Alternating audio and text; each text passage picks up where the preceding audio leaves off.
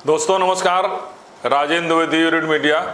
मित्रों, हरियाणा के चुनाव परिणाम आने के बाद उसका नेशनल इम्पैक्ट क्या पड़ेगा, तो निश्चित रूप से इससे भाजपा कार्यकर्ताओं का, नेताओं का मनोबल बढ़ा है। और जो लोकसभा चुनाव के बाद मोदी पर सवाल उठ रहे थे, प्रधानमंत्री मोदी पर, उस पर भी थोड़ा हल्का और थोड़ा विराम लगा। राहुल गांधी का जो तेजी के साथ बढ़ रहा है ग्राफ की राहुल गांधी के, उस पर उन पर भी, राहुल गांधी पर भी एक तरीके से आरोप और उन पर उनके भी विचार करने की बात, उन्हें भी समीक्षा करनी चाहिए। और दूसरा, नेशनल लेवल पर निश्चित रूप से इसका प्रभाव महाराष्ट्र और झारखंड में निश्चित रूप से दोनों राज्यों पर पड़ेगा, कार्यकर्ताओं को मनोबल। लेकिन यह है कि जब कांग्रेस सीधे बीजेपी से लड़ती है तो कमज़ोर होती है, और जब साथ में लड़ती है तो उसे अच्छा रिजल्ट मिलता है। तो हरियाणा में सीधी लड़ाई कांग्रेस और बीजेपी की थी, इसलिए कांग्रेस को यहाँ पराजय मिली, और राज्यों में भी मिलता है। लेकिन जहाँ तक झारखंड की बात है तो हेमंत सोरेन के नेतृत्व में चुनाव होगा, और महाराष्ट्र में भी दो दल एनसीपी और उद्धव ठाकरे शिवसेना गुट है, तो चुनाव लड़ेंगे, गठबंधन में है। लेकिन सबसे महत्वपूर्ण ये बात है कि राहुल गांधी को हरियाणा के चुनाव से सबक सीखना चाहिए, क्योंकि निश्चित रूप से राहुल गांधी 2 दशक से सांसद हैं, अमेठी और फिर जो है वायनाड के साथ इस समय रायबरेली का प्रतिनिधित्व कर रहे हैं, नेता प्रतिपक्ष हैं, लोकसभा चुनाव के पहले इंडिया गठबंधन में महत्वपूर्ण लीडर थे, और उनके नेतृत्व में हुए चुनाव में 99 सीटें भी कांग्रेस को मिली। और उनके जो फार्मूले थे कि जो है दलित, पिछड़ों और अल्पसंख्यकों को उनके अधिकार दिलाए जाए, जनसंख्या की गणना हो, और उसके अलावा जो है आपका संविधान हो, आरक्षण हो, बहुत सारे ऐसे इशूज़ थे जिसको पूरे लोकसभा चुनाव में भाजपा को जवाब देते हुए और एक अच्छी बढ़त मिली। और तीसरी बार प्रधानमंत्री नरेंद्र मोदी के नेतृत्व में सरकार तो बनी, लेकिन बहुमत का आंकड़ा नहीं मिला उन्हें। जो है चंद्रबाबू नायडू और नीतीश कुमार के समर्थन से सरकार चली। लेकिन इन सब के बावजूद भी कांग्रेस और राहुल गांधी को हरियाणा विधानसभा चुनाव से सबक लेना चाहिए कि जिस तरह से उन्होंने क्षत्रपों को राज्य सौंप दिया है, उसी का परिणाम है हरियाणा का हार। भूपेंद्र सिंह हुड्डा जो है 77 वर्षीय, वो ये 72 से चले आए, और इन्हीं के ऊपर दे दिया। जो हिसाब चर्चा थी कि 72 सीटें इन्होंने दी, 9 सीटें जो है शैलजा को दिया, 5 सीटें हाईकमान ने लिया, और 2 सीटें और दूसरे को दिया जो है। तो उस सबसे यह है कि ठेका जो क्षत्रपों को दे देता है, कांग्रेस देती है, बड़ा दुर्भाग्यपूर्ण है। और कांग्रेस के लिए राहुल गांधी 2 दशक से लगातार सांसद हैं और पार्टी में सर्वे सर्वा भी है, लेकिन संगठन के रूप में यही नहीं, संगठन, मुख्य संगठन के अलावा जो फ्रंटल संगठन है, किसी में भी बेहतर तरीके से, ऑर्गेनाइज तरीके, संगठनात्मक क्षमता के तरीके से राहुल गांधी पर सवाल उठता है। राहुल गांधी ईमानदार हैं, मेहनती हैं, उनकी एक सोच है, दलितों के प्रति उनका कमिटमेंट है कि भाई सबको अधिकार मिले, सारी चीज़ें हों। लेकिन इन सब के बावजूद भी उनके अंदर निर्णय लेने की क्षमता नहीं है। इसका उदाहरण हरियाणा चुनाव है। हरियाणा चुनाव का देखिए उदाहरण कि मनोहर लाल खट्टर, जिसको मोदी जी कहते थे कि मैं उनके स्कूटर पर घूमता जब प्रचारक थे, मुख्यमंत्री बनाया, 9.5 साल जब लगा, स्थितियां विपरीत हैं, तो उनको हटाने में, खट्टर साहब को हटाने में भारतीय जनता पार्टी, नरेंद्र मोदी ने देर नहीं लगाई, और पिछड़े वर्ग से एक गैर जाट नेता को मुख्यमंत्री बना दिया, जिसका रिजल्ट भी पॉजिटिव रहा। जाट और गैर जाट का चुनाव भी हो गया। दूसरी तरफ राहुल गांधी 10 वर्ष से हुड्डा जो है मुख्यमंत्री थे, उनके ऊपर तमाम आरोप लगे हैं, जांच चल रही, ईडी सीबीआई जांच चल रही, उनका बेटा भी दीपेंद्र हुड्डा सांसद हैं, उन्हीं को पूरा हरियाणा सौंप दिया गया। वह भी आरोप लगा कि चुनाव जो टिकट बंटवारा था, राहुल गांधी विदेश में थे, अमेरिका गए होते, बहुत सारे कारण हैं। लेकिन राहुल गांधी को अगर मोदी से लड़ना है, बीजेपी से लड़ना है, तो उनको उसी तर्ज पर निर्णय लेने होंगे, क्योंकि अभी तक जो स्थिति देखी गई, चाहे राजस्थान हो, चाहे मध्य प्रदेश हो, चाहे जो है छत्तीसगढ़ हो, या फिर जो है आपका हरियाणा उदाहरण है, ये चारों राज्यों में जिन नेताओं को कमान सौंपी गई, जैसे कमलनाथ है, कमलनाथ कई 80 के दशक से मंत्री रहे, विभिन्न पदों पर मंत्री रहे, एक बड़े व्यवसायिक घराने हैं, उन पर दुनिया भर के चार्ज लगे हैं, भ्रष्टाचार के चार्ज, उनकी भी जांच चल रही है, छापे पड़ रहे हैं।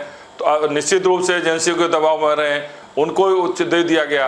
वही तरीके से जब एक युवा नेता सचिन पायलट थे राजस्थान में, उन्हें अवसर न देकर अशोक गहलोत को सौंप दिया गया। अशोक गहलोत और एक नए लीडर को छत्तीसगढ़ में दिया गया था भूपेश बघेल को, लेकिन वो इतना अहंकारी हो गए थे कि लग रहा था कि उन्हीं के उस पर कांग्रेस वहाँ छत्तीस आएगी। तो उनका भी जो है राहुल, वहाँ भी कांग्रेस ने बहुत ज़्यादा दखल। तो इन 3 पहले से उदाहरण थे जो 70, 75, 76, 78 वर्ष के हैं, संजय गांधी पीरियड से और उसके पहले से सब नेता आ रहे थे और कोई नई लीडरशिप पैदा नहीं किया। कोई जो है राहुल गांधी की कोई अपनी टीम नहीं है, जो भी टीम है वो पुरानी टीम है और इन्हें छत्रप लोग हैं जो पैसा कमाए, अकूत संपत्ति थे, सबकी जांच चल रही है। तो ना इनका संगठनात्मक क्षमता रहेगी। अच्छा, सभी दूसरा सबसे 2 कारण है, एक तो लंबे अरसे तक सत्ता में रहे, इनका एक माइंड सेट बना हुआ। दूसरा ये है कि अकूत संपत्ति है, उसको बचाने में जांच। तीसरा ये अपने परिवार को हर, चाहे नकुल नाथ हो, चाहे दीपेंद्र हुड्डा हो, चाहे अपना जो है भूपेश बघेल के भी अपनी पत्नी को चुनाव मैदान में लाना चाहते, चाहे आपका अशोक गहलोत, सभी जो अपने परिवार को भी आगे लाना चाहते हैं। तो यहाँ परिवारों की पार्टी बन गई। तो राहुल गांधी इस पर निर्णय नहीं ले पा रहे हैं। राहुल गांधी की छवि अच्छी है, मेहनत कर रहे हैं, बहुत सारे पॉजिटिव फैक्ट चल रहे हैं। और जो 19 के पहले उनके तमाम आरोप लगते थे कि वो संघर्ष नहीं करते, मैदान छोड़ भाग जाते हैं, उन्होंने 2 पद यात्राएं हजारों किलोमीटर चलने के बाद ये साबित कर दिया कि वो संघर्ष भी कर सकते हैं और उनकी दृढ़ शक्ति भी है, सब कुछ है। लेकिन निर्णय न लेने की क्षमता, क्योंकि 4 साल तक अध्यक्ष का चयन नहीं हुआ और राष्ट्रीय अध्यक्ष का, वो भी एक नेगेटिव पहलू। तो संगठन में निर्णय लेने की क्षमता। और दूसरा सबसे महत्वपूर्ण बात है, कांग्रेस का जो फ्रंटल संगठन था, मैं कांग्रेस में बीट कवर था, तो हम लोग ज़्यादा इंटरेस्ट हमको जो मेन संगठन था उससे ज़्यादा यूथ कांग्रेस NSY के उसमें रहता था भाई, क्योंकि आंदोलन के करदा धरता मूवमेंट को आगे बढ़ाने में यही आगे रहते थे। तो निश्चित रूप से फ्रंटल संगठन, चाहे महिला संगठन हो, चाहे यूथ संगठन हो, चाहे सेवा दल हो, आज की तारीख में नाम नहीं पता होगा राष्ट्रीय अध्यक्ष यूथ का कौन है, NSY का कौन है, महिला कांग्रेस का कौन है, राष्ट्रीय स्तर, प्रदेश स्तर का भी वही हाल है। और इसी तरीके से इन्होंने जो अपने उत्तर प्रदेश में जितने भी प्रदेश अध्यक्ष लाए, वो तो आया 2-3 अध्यक्ष तो ऐसे थे जो आया राम गया राम हो गए, आए अवसर देख के अपना बीजेपी में चले गए, वहाँ सांसद है, 3 बार से सांसद है, 2 बार सांसद रहा।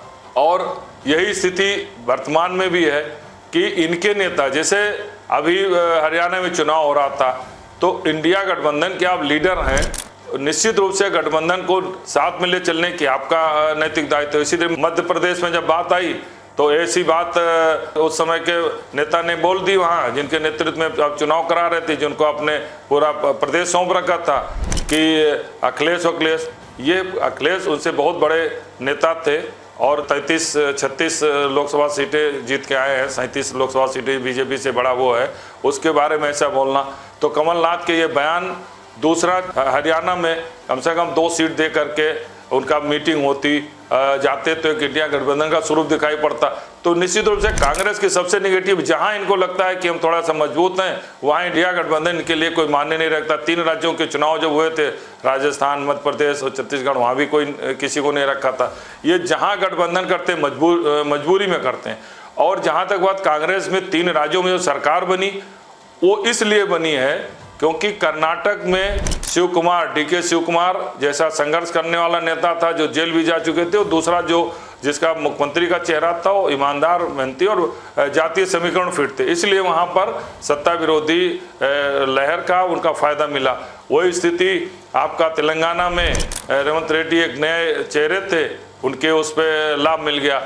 और जहाँ तक हिमाचल में कोई चेहरा था नहीं, और ना इस तरीके से कोई जो टेंडर पुल किए हुए नेता थे जो 77, 80 और 75 वर्ष के रहे हों। तो इसलिए राहुल गांधी को कड़े निर्णय लेने होंगे, नए नेतृत्व के साथ राज्यों में उतरना होगा। और दूसरी बात यह है कि ये जो छत्रप हैं, इनसे हट के जिस तरीके से जो उपयोगी हो संगठन के रूप में उनको लाना चाहिए। जैसे उत्तर प्रदेश में अभी भी चर्चा हो रही है कि प्रियंका गांधी का भी उन्हीं के जो सिपा सलार थे जो उनके साथ में रहते थे, वही आज भी उत्तर प्रदेश चला रहे हैं, वहीं पर दखल देते रहते हैं। संदीप सिंह हैं कोई, जिनको हम लोग जानते भी नहीं कौन है संदीप सिंह, वो पूरी कांग्रेस उत्तर प्रदेश के आज भी चला रहे हैं, उनका भी डिक्टेटरशिप चल रहा है। दूसरा, हरियाणा के चुनाव हो रहे, उत्तर प्रदेश में उपचुनाव होने हैं 10 सीटों पर। अभी वहाँ चुनाव रिजल्ट आए नहीं। वहाँ के माहौल को देखते हुए कि हम सरकार बना रहे हैं, हुड्डा भी ताल ठोक रहे थे और शैलजा भी, सभी लोग मैदान में आए थे मुख्यमंत्री के। उत्तर प्रदेश में कहने लगे भाई हमको 55 सीटों पर हम मांग रहे हैं, चुनाव लड़ेंगे।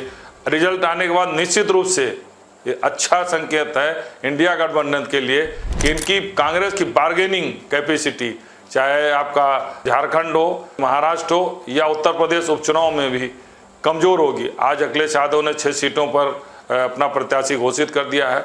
4 सीटें हैं उसमें समझौते में कांग्रेस को मिलती है, या 4 सीटों में भी प्रत्याशी घोषित करेंगे, ये तो अलग बात है। लेकिन एक बार फिर मैं कहूँगा, राहुल गांधी के मेहनत में, राहुल गांधी की ईमानदारी पर, राहुल गांधी की लोकप्रियता में कोई शक नहीं है। लेकिन राहुल गांधी के निर्णय लेने की क्षमता का अभाव, संगठनात्मक क्षमता का अभाव, और जो उनकी टीम है उसमें कमज़ोर लोगों की, जिनको देश की सियासत की जानकारी नहीं है, जिनको उत्तर प्रदेश मतलब हिंदी बेल्ट की जानकारी नहीं, जो भी वेणुगोपाल हैं उनको संगठन का महासचिव, उन्हें उत्तर प्रदेश के मतलब हिंदी बेल्ट की जानकारी नहीं है, वही सब कुछ निर्णय लेते हैं। तो राहुल गांधी को देश के जिस तरीके से देश का हिंदी बेल्ट है, चाहे साउथ का है, उस हिसाब से ऐसे जानकार नेता को, नई टीम को, नए बच्चों की भारी संख्या है जो नए रूप में आकर के अपनी क्षमता का प्रदर्शन कर सकते हैं।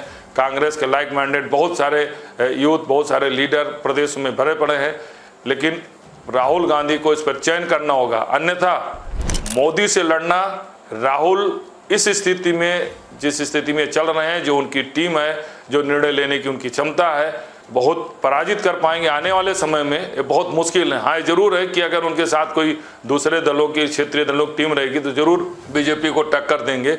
लेकिन जनता बदलाव चाहते हुए भी उसका लाभ कांग्रेस इसलिए नहीं ले पा रही है कि 75 और 77 वर्ष संजय गांधी के समय से चले आ रहे छत्रप, जिनके बारे फिर कहूँगा अकूत संपत्ति है, अपने बेटे बेटियों को स्टेब्लिश करना चाहते हैं, संघर्ष की क्षमता का अभाव है, और एक गैंग बना के माइंडसेट से जो है वो सियासत कर रहे हैं।